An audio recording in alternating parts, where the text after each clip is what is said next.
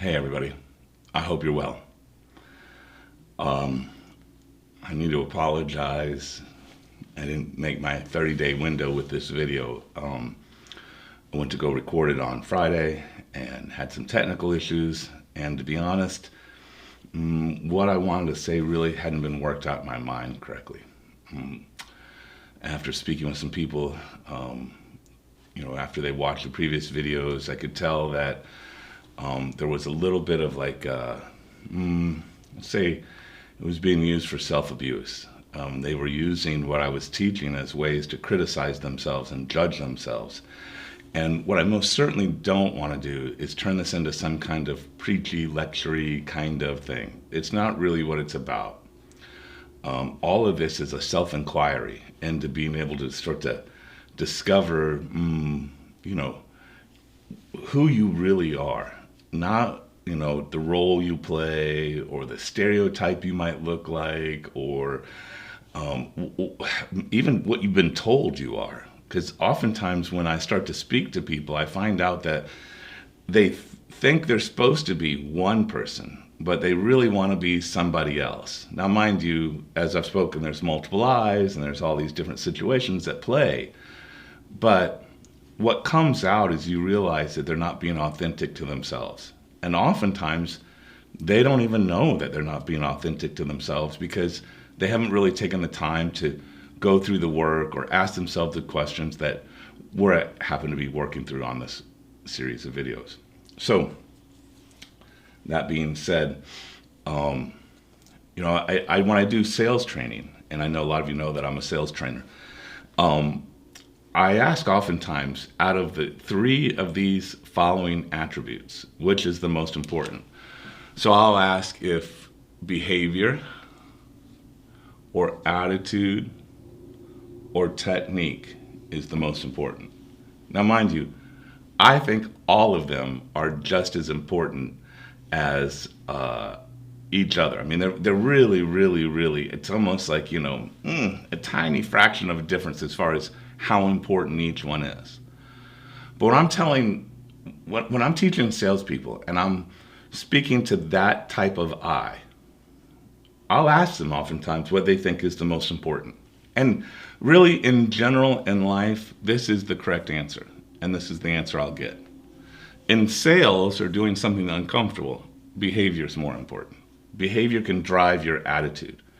When you're in a situation where you have control over the choice of your behavior, you can then be able to use your behavior to adjust your attitude. So in other words, if I wake up one morning and my girlfriend left me, she took the dog, I'm really missing the dog and things are sad that day. If I'm allowing attitude to drive my life, that particular day, I'm probably not going to do what's necessary. I'm going to find excuses or whatever the case may be because my attitude was crap, right? Just not good things that day. But if I've decided ahead of time that behavior is really what's going to drive me, particularly in sales, or if you have something uncomfortable or hard to do, when I choose behavior, regardless of what happened that day, same situation, girlfriend left, she took the dog, whatever the case may be, if I focus on my behavior that I planned out ahead of time and I actually do it, then it makes my attitude better. I feel better about the whole situation. So oftentimes I focus on the importance of behavior and how behavior can drive a lot of things. But today, what I really want to speak about is attitude and how it plays out in what we do and the things that we see and interpret, but maybe not in the way that you've heard before, because we all know that attitude's important, but have we really been in situations where our attitude is actually challenged or necessary or a tool for survival or whatever it might be, right? Last time I quoted Viktor Frankl. He's brilliant. It's a small, tiny little book, Man's Search for Meaning. I highly suggest you read it. You can read it in an hour. But he basically says that forces beyond your control can take away everything you possess. And the only thing that you have at that point is how you choose to approach it. They cannot take your attitude. They cannot take your feeling. And here's a man that had everything taken from him. He was in Auschwitz. And again, some phenomenal observations that come out of that. But what he said, what he made clear was attitude is really what drove him through and got him through to the times when he had no choice of behavior or he had no choice of technique or whatever it may be. It was his attitude that got him through. And the original title of this talk I wanted to make was, what are you paying for, right? Because our attention, where we put our attention, is what we're paying for. We're paying our attention to certain things. And what this sort of evolved out of was a couple different situations. I think I've mentioned in previous videos that at the end of September last year, I quit watching all news. Everything. Not just the surface, not just the bylines, everything. I have no idea what's going on in the world right now. And I couldn't be happier. I knew the election was coming. I knew it was going to be crazy. And I just didn't want to deal with any of that. And I was just so tired of being told what to think. And so the cool thing that sort of started to evolve out of that, though, was, of course, I knew that the left-right crap was going to be out of my head. But really what happened was I'm learning again. I'm getting into distillation and extraction. I'm learning all kinds of new techniques of ways and things that I really enjoy doing and learning about, right? And so what I found was that I was paying so much my attention to this political shit, even though it was, it's hard to avoid. All of us are paying it demands our attention. It screams at us for our attention. And once I was able to take that away, then all of a sudden, my life really started over again. I was able to start to really pay attention to what was important to me, not what I was being told was important to me. And after I'd done this, and after one of the talks, I had a good friend of mine, we were talking, and, first we talked about politics, and he was telling me what was going on. He was aware of what was happening in the world, and I was telling him, I have no idea. I'd just given up on it all. And then he went on to tell me about how he didn't have enough time, that between his business and the things that it demanded and the employees that he had, he really was like, he got home and he gave his attention to his family, and boom, he's in bed at 10:30, 11 o'clock, and 5 o'clock in the morning he's waking up to work out, to go do it all over again. And he just, if he could find some more time for himself. And what was interesting was I had just told him how I'd found all of this time and all of this resource for myself by giving up what he wanted to include me in the beginning of the conversation, by giving up that attention to whatever. I don't care. I really don't. There's nothing I can do about it. And I know some of you are going to go, that's what they're counting on, yada, yada, yada. But the fact of the matter is, for 20 years, I watched that shit. In 20 years, it didn't make a difference. Right? It did not make one difference. And so as I spoke to my friend and he spoke to me and was telling me a story, I mentioned a couple more times about the idea of what we pay attention to, but he's caught in it. It's hard sometimes to see the forest through the trees. And so that's really what I had started this talk about. I wanted to start to talk about, some type of, what are you paying your attention to? What are you spending your energy on? That kind of thing. And of course, that kind of attitude has a lot of room for criticism and self-judgment and things along those lines. So I really struggled with that whole idea of, presenting it that way. And then I thought about another wonderful, wonderful author, speaker. He's passed away since, but Earl Nightingale. If you're not familiar with Earl Nightingale, get familiar. He is phenomenal. He truly was. When I was a young man, 19, 20 years old, someone had given me a set of tapes, Lead the Field, by him, and it truly changed my life. He is phenomenal. And he has a saying that I really have applied in my life, and I use a lot, and I think it's saying the same thing that I was saying with what are you paying attention to, but without the judgment. And the idea is, you become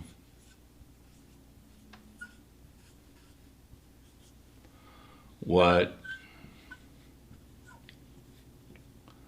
you think about.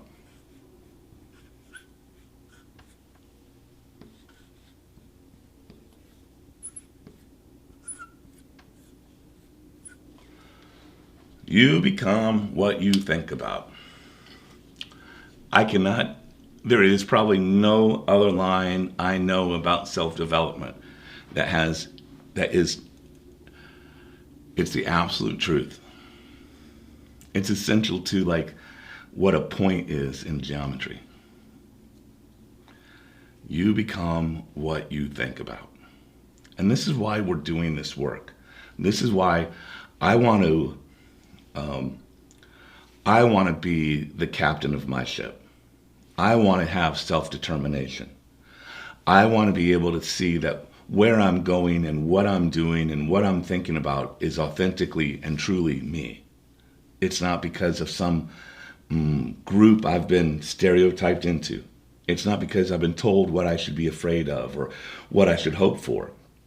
It's not because of, I want to be free. I want to have a level of freedom, particularly freedom of thought. Because when they take our freedom of thought, what are we really? We might as well just be animals.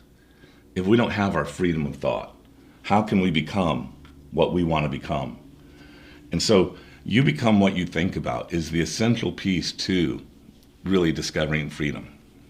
Because, the powers that be know this. This is why they have all that propaganda going all day long, and everything that they do along those lines has to do with the fact that they know that if they can control what you think about, then they can control you. And so as you sit there in front of the news or you read the paper, and I used to say that I don't watch the news, I read the news. Well, great. That just means it was probably more penetrating as far as the propaganda and the things that they were doing. So it's real important that we sort of take into account and think about what is it that we're being told? What is it that what is it that we're thinking? Is it really what we want to think, or is it like, I've watched some of my friends, both white and of color, become some of the most bipartisan and racist and intolerant people I've ever known. And these were people that I never would have used those words to describe them 20 years ago. But the metamorphosis that's happened because of the people who are controlling what they think about, it's clear there's not freedom of thought. Because if there was, I know they would not choose to think the way that they're choosing. So, you become what you think about. I really don't know any more accurate way to say it. This is why, when we start to break down, let's go into multiple eyes and take down the multiple eye, why these is so important. Why multiple eyes, how it plays into you become what you think about, or how you can use it to start to understand that if you find yourself in the same type of situation, the same type of conflict, being taken advantage of by people in the same type of way, this is really how we start to unlock this. And through using the cue exercise, when we're sort of understanding and learning our eyes and what eyes that we have in place, what starts to allow us to see, sort of in this non-judgmental, removed way, are the thoughts that have been come in that truly aren't really ours. They've been implanted by other forms, whether it be media or hypnotism or just your upbringing, whatever it might be. And so, and as we work through the world and we think that we know what we're seeing, we start to come into situations where we realize that actually there was a bias at play. And, if you think about like where this series started, I started with complementary positioning because it was important to what was going on politically for some friends of mine in a country that, things are tough. And so I started with complementary positioning, explaining the nurturing method. And we're going to go a little bit more into detail the nurturing method. It's extremely powerful, but in another session. Then I went into the power of being wrong, of allowing yourself to be wrong, and particularly vulnerable. Now, it's obvious that when we allow ourselves to be vulnerable with people, there's an advantage because now we can really reach some true intimacy. But when we allow ourselves to be vulnerable with ourselves, when we allow ourselves to be wrong, then we're able to sort of take a look and see, is the thought that I'm thinking really mine? Or is it some belief or some idea that sounded good or fit whatever I had going on at the time? And so I picked it up. Might have been survival. Might have been a childhood belief that came in that I needed to survive. I thought anger was a very important emotion when I was young. I was around anger all the time. It's the way everyone communicated. And so I truly thought anger was going to be this tool that I needed as an adult, and it would make me more productive and more successful, and nothing could be further from the truth. So again, it was a survival technique. I was in a room full of, or in a household full of angry people, and to be able to survive and protect my self-identity, I too had to become angry. And so these are the kind of things that we speak about. These are the kind of things that we want to sort of discover, and they're subtle. It's not like, they come in, well, sometimes they come into our lives with a big, an announcement, so to speak, because those are the problematic ones typically that seem to come out of nowhere. But oftentimes, the beliefs that are the most insidious are the ones that we believe are true. The beliefs that are the most insidious are the ones that we believe are true. In other words, we're not saying they're a hypothesis or even a theory. We're saying, hey, this is truth. And if I make some kind of declarative statement like absolute, whatever it might be, I can almost guarantee that I'm deep in an eye, and I'm actually operating from a thought that has been implanted, not one that's truly me. So this is really the goal.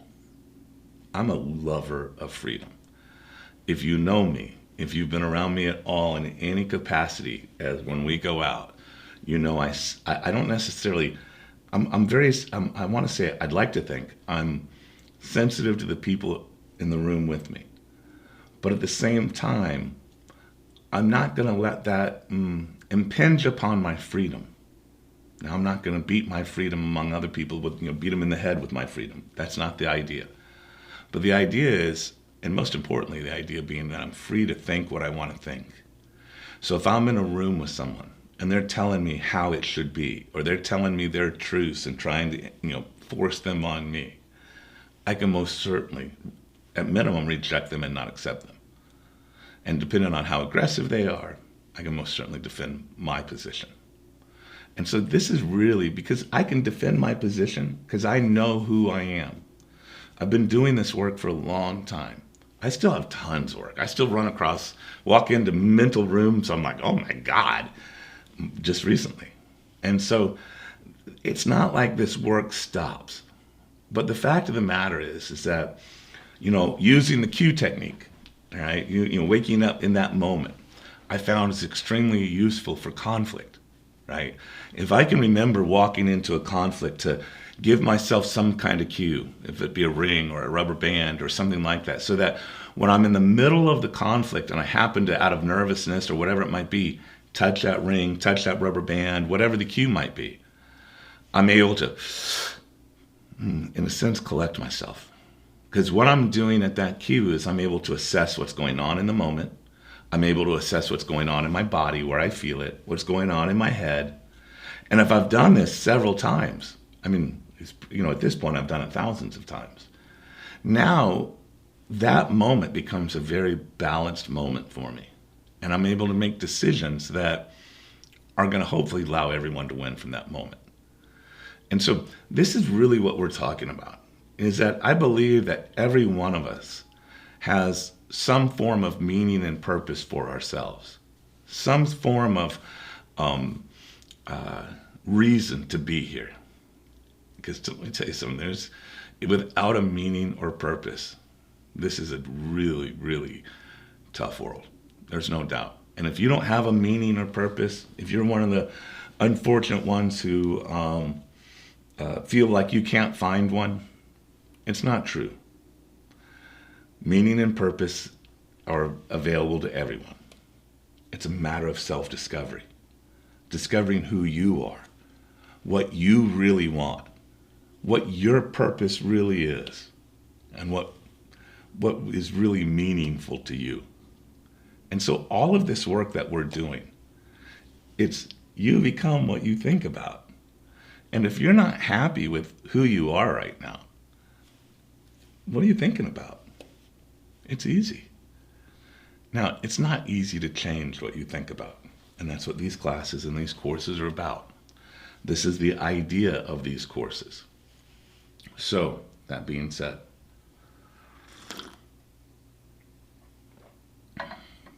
I'd like to make a shout out to Honeybee Coffee in Knoxville. They have some excellent coffee, and it has been a wonderful treat for me moving to Knoxville to find them. So, Honeybee, you guys are doing it right. They didn't pay me for that, by the way. I just couldn't resist my coffee and telling me about it. So, here's the thing. When we start to investigate what we're thinking, oftentimes we're able to understand why the things that are in our lives are in our lives. But to change that thinking is difficult. We find ourselves in situations that have a certain way of bringing out certain eyes within ourselves. And those eyes typically respond the same way. They're sort of automated. They're mechanical. And as much as we'd like to think we have free thought, if we don't even understand that we have multiple eyes, how can we really understand that we have free thought? I mean, remember complementary positioning? If you remember, what I said was that if I have a nurturing parent situation here, right, and I have an adaptive child here, or I have a rebellious child here, and a critical parent here, right? Now, either one of these, if I go nurturing parent, I tend to solicit an adaptive child or what they call a natural child response, right? This is what comes from people. So when I use soft tones and I use soft words and I'm, soft in my explanations, I'm actually soliciting a particular response from people. Because see, understandably, most people don't understand multiple eyes. They don't understand that their thoughts that they currently have right now probably aren't really their thoughts. And because of that, they're in a state of automation. And because of that automation, if I push the right buttons, I know I can get this result. It's the same with critical parent. Think about the person in your life who's critical. The person who's always quick to tell you how you did it wrong or whatever the thing may be. What do you want to say when they tell you all that? Basically, I want to say, screw you, buddy. Oh, you go to rebellious child. And so this is all about complementary positioning, right? And if someone doesn't even understand what complementary positioning is, if they don't understand multiple eyes, if they don't understand that they become what they think about, if they don't have sort of some of these clues or what's going on in their mind to work with, what happens is it becomes really sort of scary. The world is not a friendly place. The world is someplace that's not nurturing and not loving. It's at a very evolutionary standpoint and a very animalistic standpoint, the world is a very rough place, right? There's no doubt about it. It's taken us millions of years to learn to live in the comfort, live like kings like we live. But the fact of the matter is that we have all this evolutionary kind of like programming that still goes on with what we do. And because of that, that evolutionary programming oftentimes plays a pretty big role in the decisions we make and the things that we want to move forward with. And so, there's lots of ways to look at what's called evolutionary psychology, right? The idea that we are driven to reproduce. We're driven to evolve. And while I like the idea, and I truly believe that systems come together to evolve, and what is it that they're evolving to, right? So if I look at all the single cells in my body that got together and created a system, those organs came together and created a system, all of a sudden you have me, or you, or whoever it might be. Well, we are also a part of a system. And I always like to say, what's it going to take for us to get to Star Trek? To transcend the greed, to transcend the poverty and the ignorance and the stuff that perpetuates a lot of the strife that goes in our life, we're not going to be able to approach it like the animal kingdom. The animal kingdom has clear, let's say rules or clear guidelines in which everybody plays by. And we have evolved past that. And we're in this really sort of scary space of like, well, we know we're not animals, but where are we going?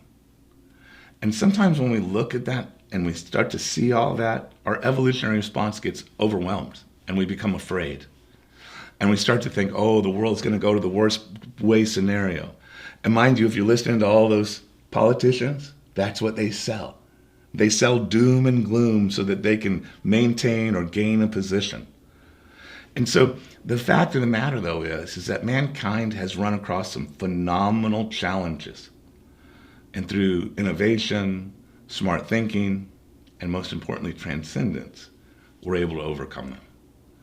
And so this is really what these courses are about, is to help this transcendence movement, to help people start to understand that it's their freedom of thought. It's finding their meaning and their purpose that's really going to make the difference, and it's really going to be the absolute best thing they could do for humanity. Not get involved in some type of tribal warfare because the politicians are using your instinctual, evolutionary feelings against you. In other words, they're using complementary positioning against you. They understand that when they say, fear, fear, fear, fear, fear, you're going to cower, cower, cower, cower, cower.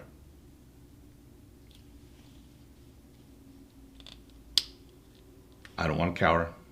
I don't want you to cower. I think that when we start to really understand the basis of how we think and how we respond to things, then we can bring change about in our lives and the people that matter. Even if we can't change the world, we can change our world. And so that's really what the goal of all these are. And you become what you think about. And today I'm not going to give any kind of particular technique or lesson other than reinforce two lessons. One is the Q exercise. And if you don't recall the Q exercise, go on back to the previous course that we did with Multiple Eyes, Who and You Cares, and we talk about the Q exercise. The month before that, I'm pretty sure we talked about the feeling exercise. And I'm sure one of you let me know if we didn't, and I'll say what it is the next time. But the feeling exercise and the Q exercise are both designed so that you become more aware of who you are, what's important to you, and get you closer to finding your meaning and purpose if you haven't. So, that being said, I most certainly appreciate everyone's patience. I wish I had the technique that would make this absolutely stellar, but we're working through all that together. So, thank you very much, guys. Have a great month, and we'll talk next month. Bye-bye.